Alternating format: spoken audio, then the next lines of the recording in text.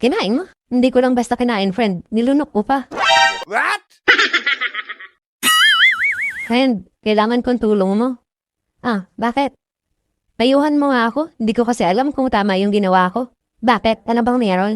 Ganito kasi, di ba nung nakaraang buwan, nag-break kami ng boyfriend ko? Tapos? Tapos kahapon, nakipagkita ako sa kanya para sa closure namin. Ano nangyari? Sa Marado naman. Ayun na nga ang ending, kinain ko din. Kinain mo? Hindi ko lang basta kinain, friend. Nilunok ko pa. What? Nilunok mo? Oo, friend, tama ako Huh? Nilunok pa rin yung lahat ng sinabi ko noon na hindi na ako babalik sa kanya. Akala ko kung anong nilunok mo. Ano naman sabi niya? Napo, friend, bigla siyang napahugot. What? Napahugot? Ibig mo sabihin, nakabaon? Hindi, friend. Napahugot siya, sabi niya sa akin.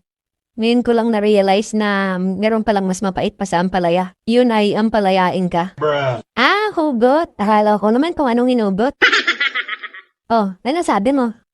Sabi ko sa kanya, gusto mo bang tikman muli? Huh? Ang tamis ng ating pagmamahal? Wow naman! Ayan naman pala ikaw naman pala tong marupok Kaya nga sorry na. Ano bang maipapayo mo na magandang gawin?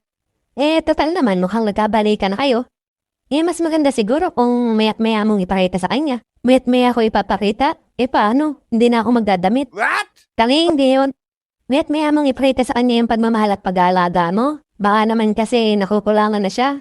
Palagi ko nga, friend, nakukulangan na siya. Madalas kasi wala ako sa mood. Tapos minsan, 'di ba, pag dinadatnan ako. Tanging hindi yun.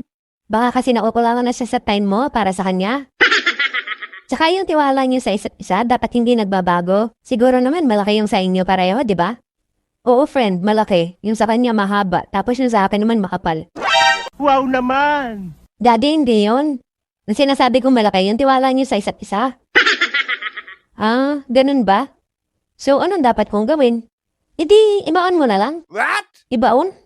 Oo, ibaon mo na lang sa dimot yung nangyari para mag-move on na kayo.